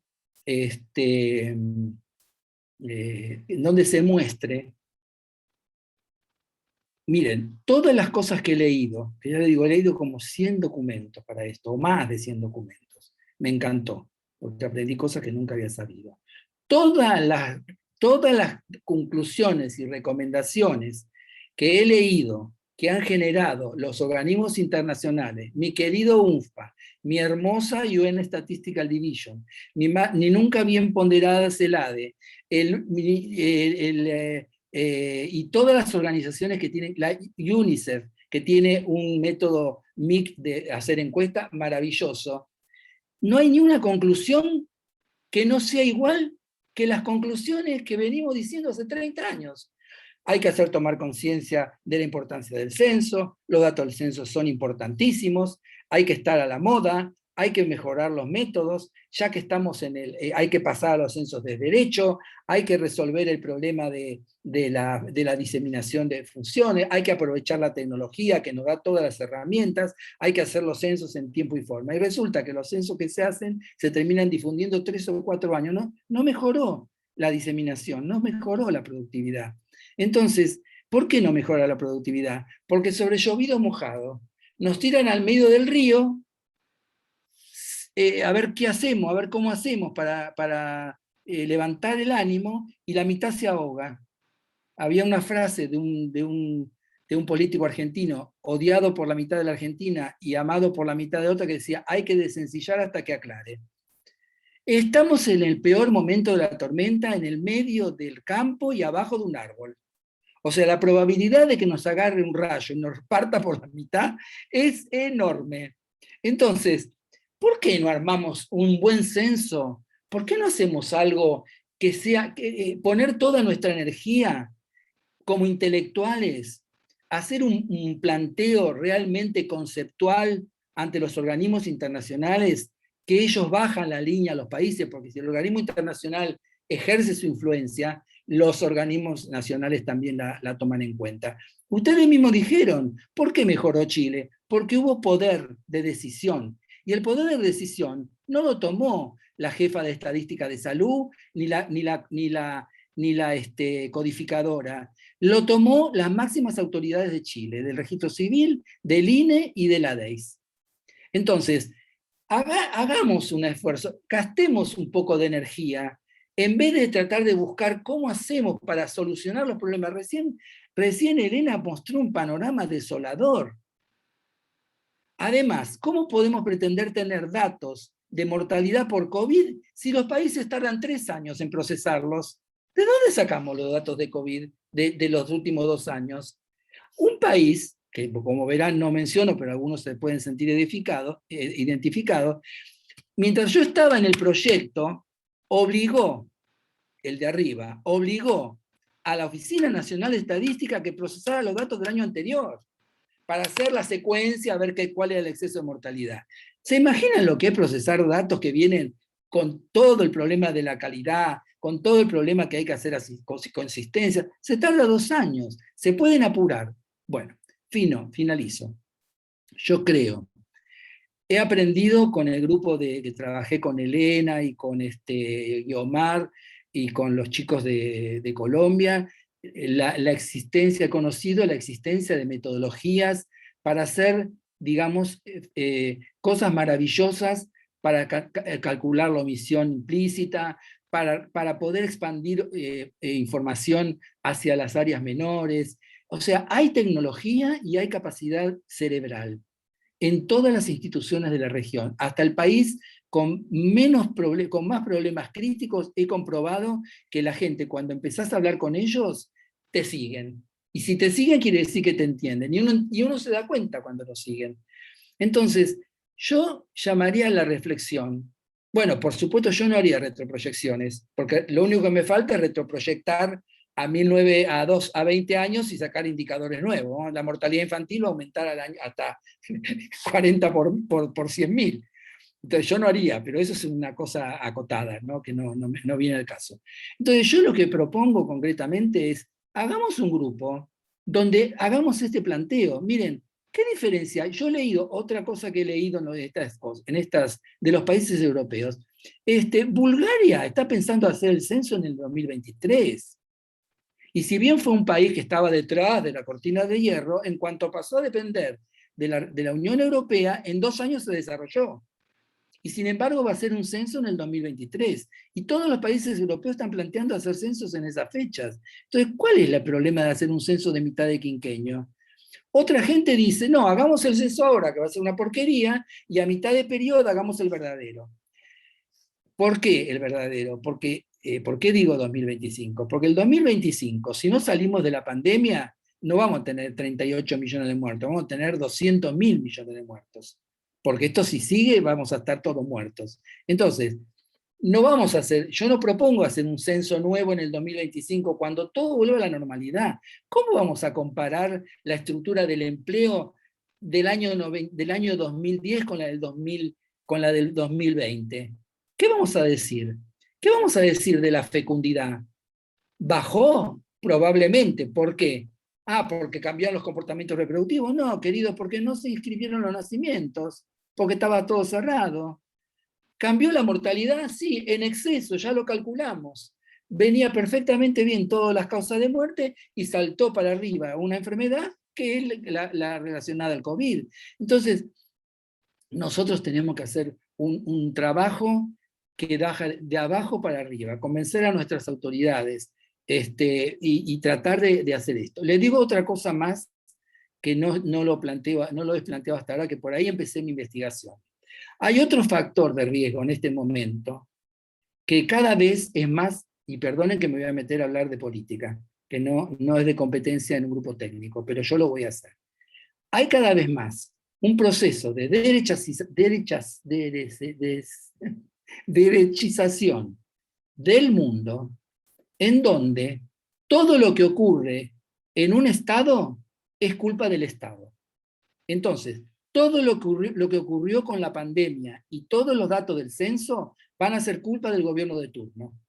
No va a ser culpa del cambio de la estructura, no va a ser culpa de los cambios técnicos que impongamos, porque incluimos otra tecnología más moderna de lectura, etcétera, etcétera. No va a ser producto del cambio de la desgracia de la pandemia, va a ser culpa del gobierno que no supo gerenciar la pandemia. Y ya sabemos que casi todos los países están saliendo de la pandemia. Entonces, yo creo que nos estamos ahogando en un vaso de agua. Creo que voy a quedarme acá y que deberíamos reflexionar un poquito sobre, yo valoro mucho, es excelente todo lo que planteó Víctor, es excelente lo que dijo Elena, conozco otras metodologías que se están usando, yo las respeto totalmente, no dejen de hacer cosas, pero hagamos algo paralelo apuntando a que realmente lleguemos a un buen fin. En algún momento de la historia nosotros nos pongamos a discutir sobre lo que realmente tenemos que hacer y no dejarnos llevar por el apuro de un jefe que quiere cumplir con un cronograma o de una persona que cree que sabe más que uno y no lo es. Nada más. Gracias. Muchísimas gracias, Alejandro. Primero, tienes que escribir sobre esto. Es una necesidad urgente que te enfatizo que tiene que estar escrito. Lo segundo, deberíamos armar un espacio para conversar explícitamente sobre esto, porque me parece un tema que demanda más tiempo y es bien necesario hacerlo. O sea, no es una cuestión satelital, más bien yo creo que está en el núcleo. Y de la misma manera te quiero hacer una pregunta, si es posible, breve respecto a... Tocas un nervio muy poco visible, pero que arma todita la estructura de la columna vertebral de por qué funcionan las estadísticas y por qué a veces no funcionan, que es esa estructura social que hay detrás de demandar que las cosas se hagan bien, que se hagan a tiempo o que se hagan de forma sensata. Tú con tu experiencia sabes que hay ciertos países donde la actividad, no sé cómo llamarla, la actividad política, no me gusta usar la sociedad civil porque tú también sabes que a veces esconde ciertos matices interesantes detrás de esa etiqueta, pero esa configuración social a veces permite que la gente diga, señores, no están haciendo algo que ni siquiera se comunicó, debería hacerse de una forma distinta o al menos comuniquen. Hay otros países que no pasa nada, se ejecuta y ni siquiera se enteraron de que hubo una modificación metodológica. ¿Qué crees que hay que hacer para conectar? Y tocaste el tema de académicos, y sabemos que el tema de académicos es que hay muy pocos y están muy poco conectados, pero también es cierta otra cosa, que hay países, la heterogeneidad es demasiado grande, o sea, hay países, y yo sé que para nuestros queridos hermanos argentinos nos van a decir, Argentina, de hecho, tiene muchísima actividad política, de muy poca reacción política, pero cuando tú comparas Argentina con otros países, hay muchísima participación política y en otros países no. La pregunta entonces es, ¿qué hacer para que se conecte esa base social y diga, señores, hay que construir estadísticas como producto de un proceso de conversación social y no como una imposición institucional que a veces ni siquiera nos damos cuenta que sucede? Pero, insisto, esto es un tema que deberíamos discutirlo con más tiempo y más profundidad. Tu micrófono, por favor.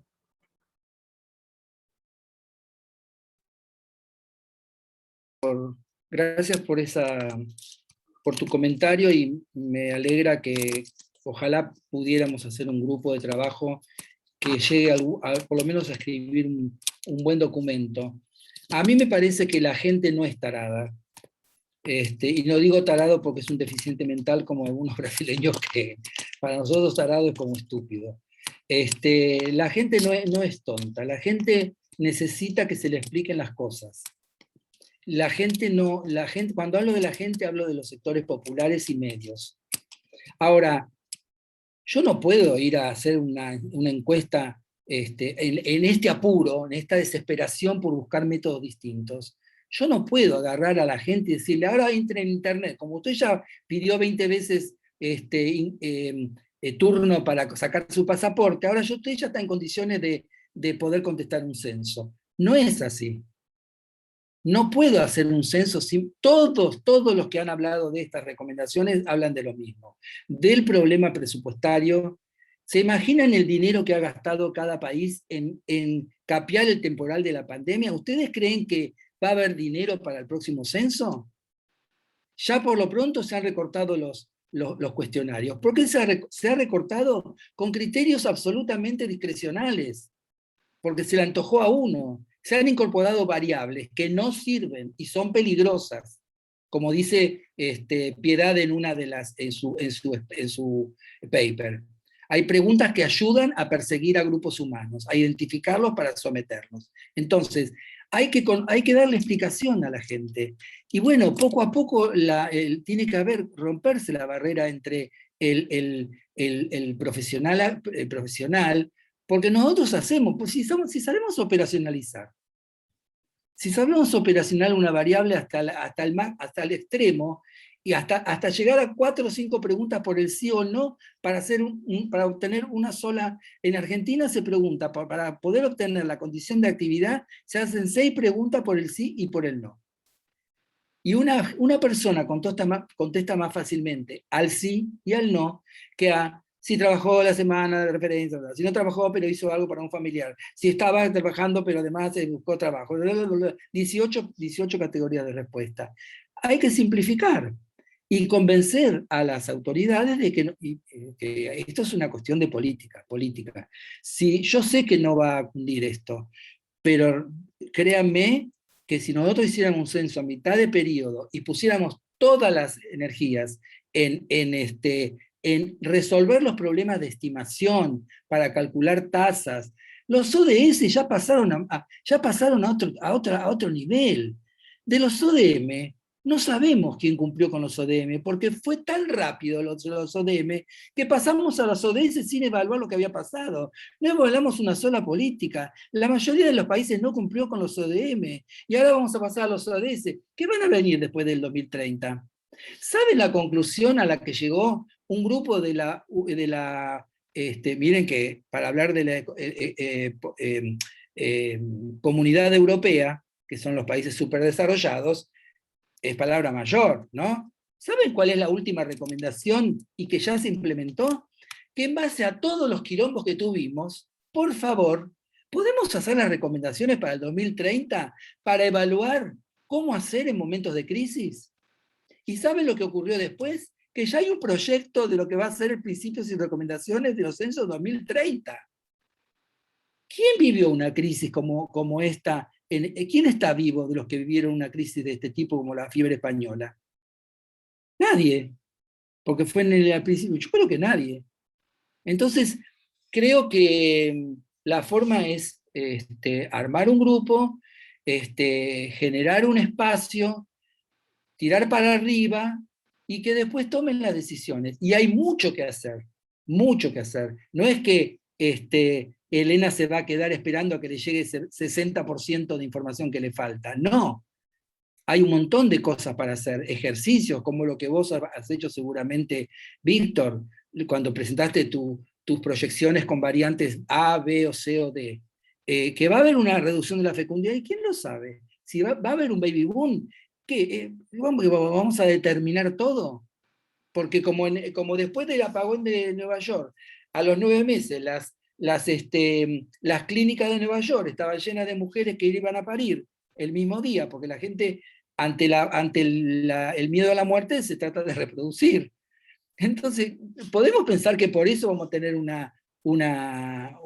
baby boom? No sé, investiguemos a ver qué pasa. Veamos las tendencias. Si ustedes dicen que se pueden hacer con tendencias un montón de cosas, y métodos multivariados o métodos probabilísticos, no sé. Yo creo que hay que trabajar más, tener otro espacio. Perdone que me fui, ahora sí que estoy en el promedio de todos los que pusieron, porque todos se pusimos 26 minutos. Gracias, Alejandro. A todos, de verdad, gracias, porque hay tantas cosas que quisiéramos seguir conversando y también llegaron más preguntas por el chat, pero estamos un poquito cortos de tiempo. Y no sé si Nico o Miguel quieran preguntar algo, pero quería cerrar con la pregunta que hice al inicio, ahora sí. Y ustedes están en la libertad en responderme, yo ya respondí eso y lo resumo en 2 palabras, o expandir un poco para terminar el espacio que estamos compartiendo el día de hoy.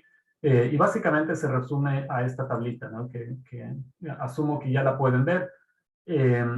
Pensando un poco en los usuarios y en los productores como una primera dimensión, y una segunda dimensión que son productores especializados y productores no especializados, y asimismo usuarios especializados y no especializados.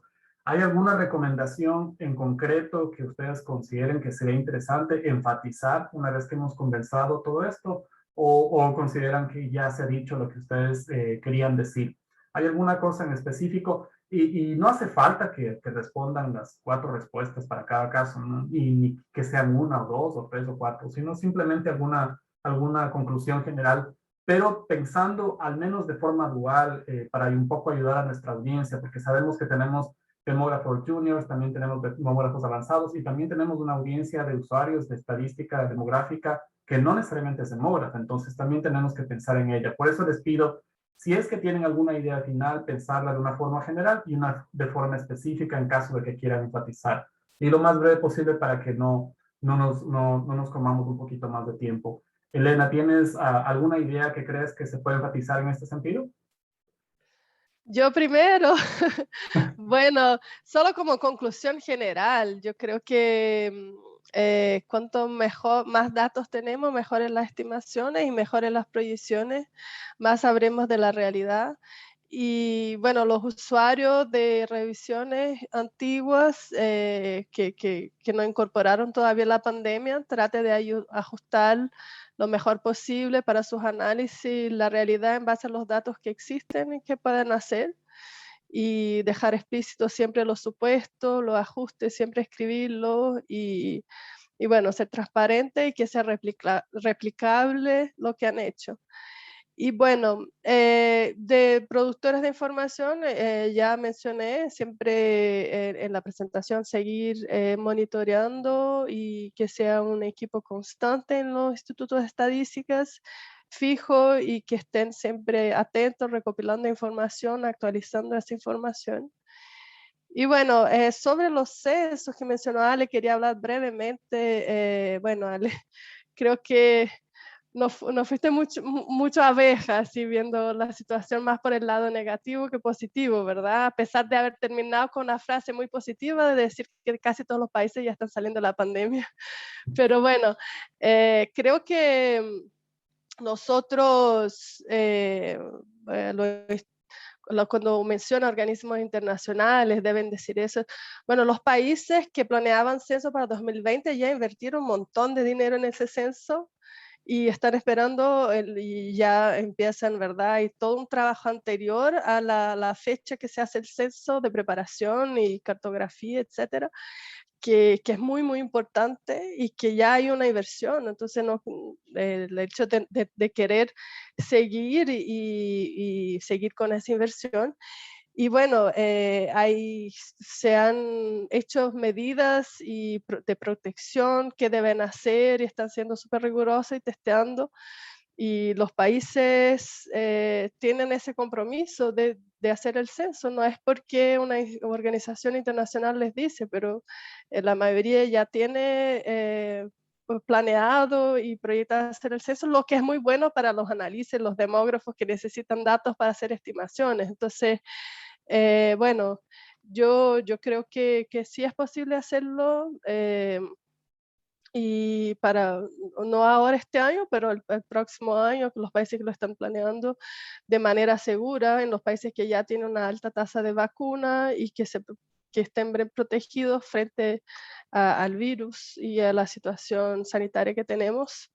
Y bueno, pero sí es necesario más reflexión, más análisis. Yo no he leído 100 artículos sobre eso, no tengo tanta información y no sé bien, no, y todavía no hay una recomendación formal de Naciones Unidas respecto a eso. No ha salido ninguna publicación en ese sentido. Y bueno, estamos trabajando, el Observatorio Demográfico del CELADE de 2020 fue sobre mortalidad, exceso de mortalidad, con lo que pudimos recopilar de información en su momento, y ahora el próximo observatorio va a ser sobre censo y pandemia. Así que en eso estamos, queremos producir algo y realmente, ¿verdad? Discutir y hablar y llegar a unas conclusiones después de ese estudio. Bueno, perdón si me alargué mucho. Les paso la palabra a Byron. Gracias, Elena. No, al contrario, más bien gracias por tus ideas. Víctor, por favor. Sí, claro. Bueno, así, aventurarme a dar recomendaciones, es complicado, pero digamos que si puedo elaborar un par de reflexiones en torno a qué es lo que para mi, digamos, mi gusto podrían hacer las oficinas de estadística o las oficinas que se encargan de producir las proyecciones de población, sería básicamente que tuvieran esta sensibilidad demográfica, ¿no? De los cambios, ¿no? Digamos que las oficinas de estadística en nuestros países, pues tuvieran esa, digamos, visión de edad, corte, periodo y cómo pueden estar cambiando digamos, las tendencias de las variables demográficas básicas. En principio, me estaba acordando hace rato de hoy en la mañana tuvimos una conversación con una alumna y está haciendo cuestiones de proyección de hogares y recuerdo que bueno, platicando con ella estuvimos viendo que pues realmente la pandemia también ha reconfigurado la manera de cómo se dan los arreglos residenciales y eso de alguna manera va a tener que ser captado en las futuras encuestas, ¿no? Y de cierta manera también digamos que las presiones sobre quién lleva a cabo los cuidados, quién lleva a cabo, digamos, la cuestión del trabajo fuera del hogar y sobre quién recaen los trabajos dentro del hogar y eso como de alguna manera va a reconfigurar las variables demográficas, quién migra, quién no va a migrar, cómo nos vamos a reproducir, qué es lo que va a estar pasando. Entonces, ese tipo de cuestiones, yo creo que las oficinas productoras de información deberían de tener esa sensibilidad, ¿no? Y así como nosotros, como usuarios, también tenemos que tener la sensibilidad de que, por ejemplo, lo que les comentaba, o sea, ahorita no le podemos pedir peras al olmo en el sentido de que sabemos que las estadísticas vitales van a ser, pues, digamos, van a tener ciertos defectos. Y esos defectos pues, no son por malas voluntades políticas, sino porque realmente pues, fue un shock en todos los sentidos en nuestros países, ¿no? Entonces la recopilación y la reestructuración de las oficinas que se encargan de recopilar la información, pues va a ser lenta, ¿no? Les comentaba la cuestión de las estadísticas vitales de natalidad, ¿no? No nos podemos ir con la finta de que de que la fecundidad ha disminuido o disminuyó dramáticamente, dadas las estadísticas vitales, porque pues, el registro tardío pues, se va a incrementar, ¿no? Entonces, en ese sentido, tenemos que ser sensibles a digamos, a los cambios y a los shocks que pudieran estar afectando nuestra información. Y pues digamos que como usuarios también de las proyecciones de población, pues también ser cautelosos, ¿no? Ser cautelosos, digamos, en cómo vamos a reconfigurar o cómo se van a reconfigurar las dinámicas demográficas de nuestros países en el futuro, ¿no? Porque a final de cuentas ahorita tenemos una visión muy limitada de lo que puede estar ocurriendo. Ya les comentaba la cuestión de la mortalidad. Todavía no sabemos qué efectos va a tener en la mortalidad o en la morbilidad en el futuro en las personas que ya fueron contagiadas por COVID. No sabemos. Y hay algunas pistas que van dando los médicos, los epidemiólogos, pero pues digamos que si somos optimistas, pues a final de cuentas la humanidad a lo largo del tiempo siempre ha sacado, digamos, en periodos de adversidad ha sacado o ha adquirido las mejores oportunidades, ¿no? Entonces ahorita esperemos que con este shock se desarrollen nuevas tecnologías que nos permitan y nos lleven a vivir más años, ¿no? Y como productores de proyecciones de población, pues también tenemos que ser muy cautelosos, ¿no? Y sobre todo que ahorita, como mencionaba Elena, la mayoría de los países van a sacar un censo después de la pandemia, ¿no? O van a tener que levantar un censo después de la pandemia. Y en este sentido, pues yo creo que van a poder tener una información, digamos, una fotografía de lo que ocurrió con la pandemia, ¿no? O de lo que pasó con nuestras sociedades en la pandemia. Nosotros, por ejemplo, en México no lo vamos a saber sino hasta el 2025, que se lleve a cabo una encuesta, la encuesta intercensal que usualmente se viene levantando aquí en el país, ¿no? Pero pues digamos que de manera inmediata es una ventaja también que muchos países vayan a sacar el censo después, ¿no? Y eso les va a permitir de alguna manera ya haber pasado este periodo y poder elaborar proyecciones de población un poco más, pues más robustas y que ya sepan qué fue lo que pasó con los niveles y tendencias, ¿no? Básicamente. Eso es todo lo que tengo que decir. Gracias. Muchas gracias, Víctor. Y Alejandro, no sé si quieras agregar algo para terminar. Sí, cómo no. Sí, con Elena tenemos una vieja historia con las abejas, que se consiguen más con miel que con hiel. Y como yo tengo un estilo más de hiel para hablar, porque como argentino siempre hablo con un poco más de fervor, yo ya adelanté que quiero a todas las instituciones internacionales, quiero a todos los institutos de estadística y quiero a todos los investigadores. Entonces, y como sé que muchos me quieren y otros menos, creo que se entiende lo que quise decir. Ahora, yo creo que los censos, yo no creo que se estén haciendo las pruebas necesarias para satisfacer y probar todos los instrumentos que se requieren y que están listados en todas las recomendaciones internacionales del año 2021. No creo que se estén haciendo esas cosas, porque conozco concretamente 2 o 3 países que dicen el deber ser y no lo que están haciendo. Entonces no creo en eso. Lo segundo, que la pandemia no es un asunto de las proyecciones, ni de los censos. Los censos van a estar mal porque no nos van a permitir hacer comparaciones hacia atrás. Vamos a cambiar la estructura del empleo, vamos a tener arreglos familiares diferentes, vamos a tener una fecundidad que no sabemos si va a bajar o va a subir. Las migraciones internacionales no se van a poder estimar por más que pongan 18 preguntas. Es decir, no hay variable. El nivel de instrucción con chicos que no se sabe si repiten el año, que estuvieron ausentes, no se sabe, no se va a saber, vamos a tener información mala de los censos, por más buena voluntad que tengan los países. Y vamos a terminar haciendo un censo a mitad de periodo, como ya México lo hace hace muchos años, que va a ser lo que yo propongo en 2015, en donde vamos a tener unos países que ya deben haber reestructurado, porque como digo, si no se reestructuraron y recompusieron después de la pandemia, es porque la pandemia aumentó o apareció otra pandemia. La última cosa que digo es que tenemos otras fuentes de datos para evaluar lo que está pasando con la pandemia o cómo quedamos después de la pandemia. No se están haciendo encuestas a hogares permanentes y no están haciendo encuestas a hogares que están teniendo representatividad a nivel departamental. ¿Por qué no recurrimos a esas encuestas que nos ponemos a trabajar como un sistema integrado de información y ponemos todo lo que queremos saber, habitacional y lo más esencial, para ver cómo quedamos después de la pandemia en el año 2022? Perfectamente, si las encuestas a hogares ya tienen la muestra, tienen todo listo. Hagamos esa encuesta, todos los países, y después hagamos el censo verdadero. Nada más. Excelente, Alejandro. Muchísimas gracias. Y muchísimas gracias a todos. Antes de darle la palabra a Nico para que cierre el evento, quiero agradecerles de corazón por su tiempo.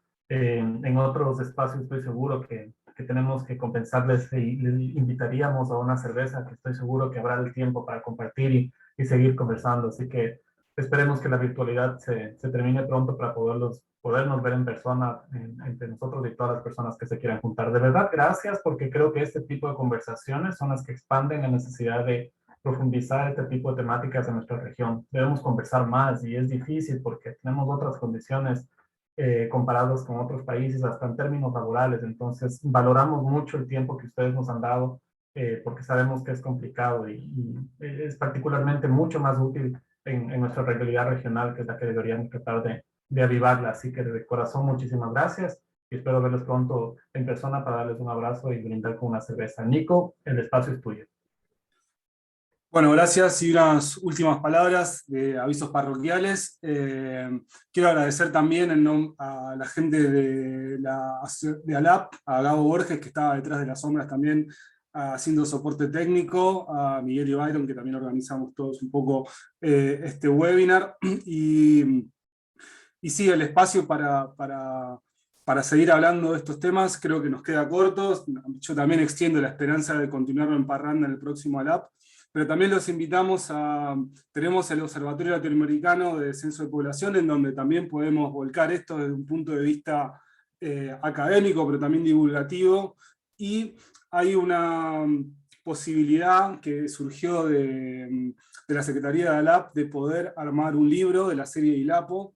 Así que también aprovechando a los panelistas, los y las panelistas de hoy y los que estuvieron presentes, la idea es poder armar quizás un libro con algunas de las reflexiones que aquí en este espacio pudimos discutir, pero con la idea de poder seguir esta conversación a futuro. Así que en nombre de ALAP y en nombre del observatorio, muchas gracias a todos. Y esto va a estar disponible en los Facebook y en el YouTube de ALAP y OLAC también. Sí. Gracias, muchas gracias. Muchas gracias, amigos. Un abrazo. Muchas gracias. Gusto en verles. Chao. Muchas gracias.